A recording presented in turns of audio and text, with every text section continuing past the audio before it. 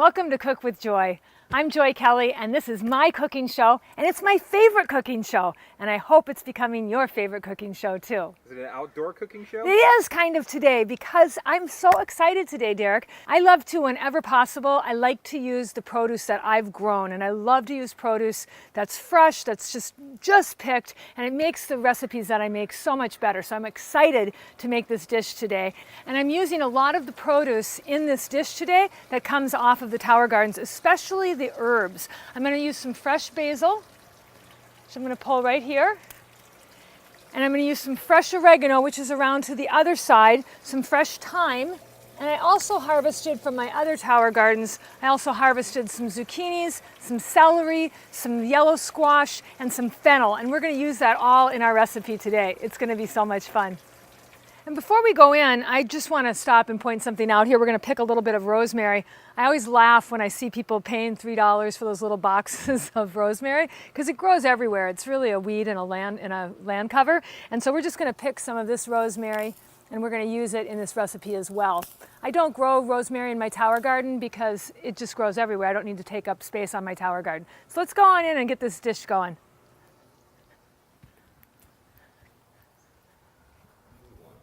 The recipe that we're making today comes out of this cookbook, Vegan Fusion Cuisine, and it's a beautiful book. The photography in it is just amazing, and some of the recipes are just outlandish. And one of my favorites is this one that we're making today, and it's called Bombias Mamma Mia Minestrone. Say it again.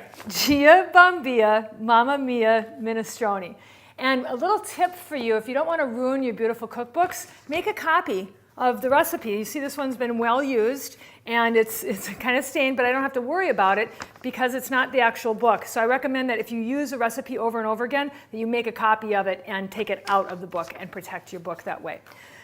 Now, this recipe calls for 1 million vegetables. So what I did is, and I recommend that you do this because if you try to make it all in one day, it's going to overwhelm you and you're not going to want to sit down at the end of the day and eat it. You're going to want to go to bed. I cut all the veggies up ahead of time and put them into little plastic baggies, which I thought was a brilliant idea because then I could put it all together. And if you're making several different dishes, if you want to do all the prep and then portion it out and then you have it so you could make it even. So what if I made this last night? I cut everything up and I didn't want to make it until tomorrow, but I had another dish that I was making in the meantime. I could have this taking up just a very small space in my refrigerator and ready to put into the pan. Now I don't recommend that you cut veggies up very far in advance because once you do cut them, they start to lose some of their antioxidant properties. So you really have to gauge that, the convenience factor versus the freshness factor. Let's get started.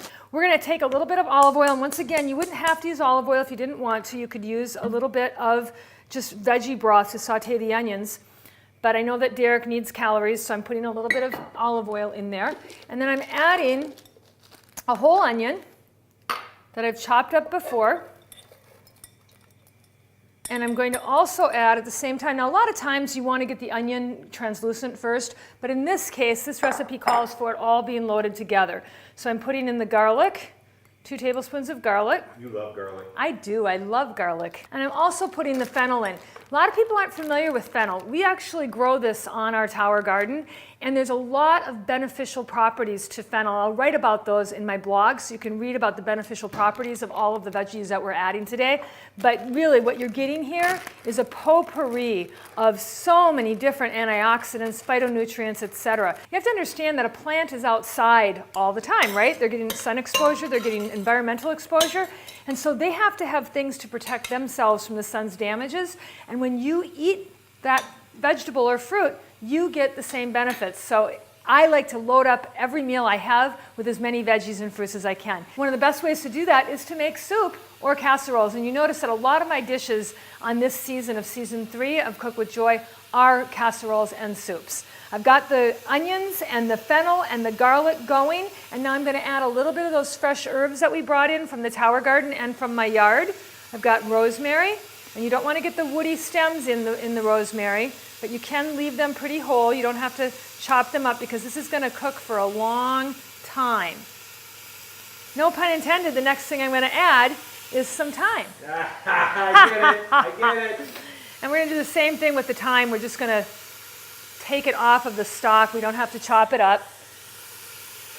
A lot of people don't think of herbs as being, superfoods, but they really are. And the more pungent something is, the more phytonutrients that it actually has in it, and the more good it does for you.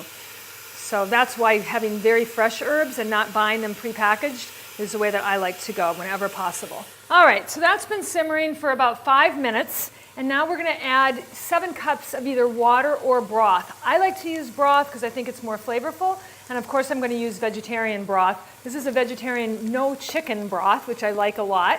And then this is just a regular low sodium veggie broth. So 7 cups would be one of these, which is 4. So I'm going to add all of that.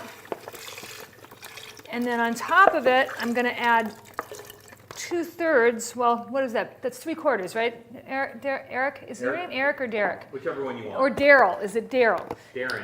Darren. Okay, and then I've only got about a cup of this. So now I've got 5 cups in here. So I need 2 more cups of something. Should I put broth or water, do you think? Derek, Eric, Daryl, Darren? I'll put a little more of the broth in, I think, just because it's Better easy. than water.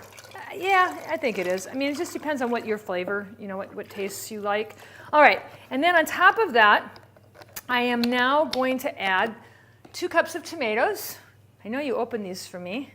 Okay, and these are diced tomatoes. It says crushed, but I like diced better because I like the feel of them. And I always get my canned vegetables in a BPA-free lined can, so it's a little bit better for you. And canned tomatoes actually have as much lycopene in them or more than fresh tomatoes do. And tomatoes are awesome for preventing prostate cancer, for preventing skin cancer, and I just think they're delicious. I love them. And then on top of that, I make this dish all the time, but I still have to look at my recipe. We're gonna add the beans. We've got kidney beans, and every type of beans, just like the other stuff we talk about, every type of beans have a different property in them. And I've got canned beans because it's a lot easier. I've got white beans, I've got garbanzo beans, and I've got kidney beans. I'm also going to add now all the veggies. So I've got red potato, a cup of red potato, which I cut up ahead of time. I love red potatoes.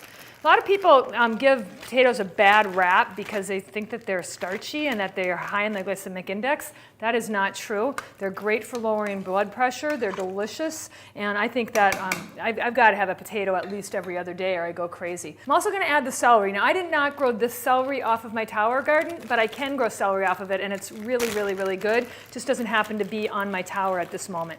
So I've got some diced celery. I am also going to add parsnip. A lot of people don't know about parsnips, and some people don't like them. Do you know what a parsnip is? Is it like a turnip? It's kind of like a turnip. And root vegetables are probably what our ancestors ate the most of because they would last and last, and they don't lose their nutrient content as quickly as, say, greens do once you pick them. To get the most flavor, you want to roast the turnip. So you want to cut it into small pieces and then roast it, and it's going to look like this. And that gives the best flavor for that parsnip. And then we're going to add some carrots. Can't grow these on the tower garden either, but you can grow these in the ground, and they are wonderful, wonderful for your eyesight, etc. Some people say that how a vegetable is shaped is actually the organ in your body that it affects. And if you cut a carrot down the center, it kind of looks like an eyeball, and it really does affect our eyesight, don't you think? Yeah, you said that before. I know I have. All right. What else do I need? Oh, I need all the squashes. So we've got some yellow squash and some green squash. Cut these up ahead of time because I'm smart. You grow that in the tower garden? That one I did grow in the tower garden. We don't always grow squashes, but that one I did. This yellow squash I could have grown in the tower garden, but I did not. So we're going to get that going. And we're going to cook that until the vegetables are soft. So that's probably going to be about 25 minutes. So let's take a little dance break here, okay? You go first. All right. Okay, so we've been cooking this till the vegetables are just soft. It's about 20-25 minutes. And now we're going to add a cup of gluten-free pasta. I'm using this brown rice and quinoa pasta because not only is it going to be gluten-free, so it's not going to be harmful, but it's also going to be good for us because we're going to be getting the benefits of quinoa. And you know what? I'm just going to pour in what I think a cup is. That's a little bit cumbersome. And I think that's about a cup. You think that's about a cup, Derek? Looks good. Okay. We're going to stir that up. We're going to add 2 teaspoons of nutritional yeast to give it both flavor and also added nutrition. I like these little Pampered Chef measuring spoons because I can do anywhere from a tablespoon all the way down to like a quarter of a teaspoon. It's crazy. I really like it. We're adding that. We're adding a quarter a cup of, it calls for shoyu, but I'm using tamari, which is gluten-free, and it also is the low sodium version of the tamari. So I like that as well. People can add as much salt as they want, but most people get too much sodium in their diet. It mostly comes from packaged food. We get enough salt in fruits and vegetables. It's just that we are so inured to it because we eat so much salt from packaged food. So I got really good at looking at the packages, and what you're looking for is, in most things except condiments, you want the number of milligrams of sodium to match the number of calories in it. So if it's 100 calories, how many milligrams is that? 100. Very good, Derek. All right. And now we're going to add a little tomato paste just to thicken it up and give it a little more rich tomatoey flavor. We're going to add a little balsamic vinegar. Did you find that in the recipe? Yeah, it was. It's calling it an herb, is what it's calling it. It's referring to it as an herb. So I never did see it in there, but it calls for a tablespoon of balsamic vinegar. And I like to add the balsamic vinegar because it really gives it an interesting flavor. I mean, all the different things in here, the fennel, the parsnip that's been roasted, all of the little things, all of the different herbs that we're using, so many different flavors. And I think there's only one restaurant that I've ever been to that has minestrone that's as good as this minestrone. These are all the herbs that we took off my tower garden as we did at the beginning. You remember that, Derek? It's been a long time. Eric? Eric, I know you got me calling you Eric. Or Daryl. Daryl, that's okay. I had my doctor the other day, who I've known forever, call me Joyce, which is my mother's name. And I thought that was pretty funny. Okay, so now we're just going to let this stir and simmer until the pasta is cooked, which is only going to be a little bit. Can we get a tight shot on this, Derek? When we serve it, we're going to put a little nutritional yeast over the top, or we could use some of that faux Parmesan that I've used in other recipes you've seen before.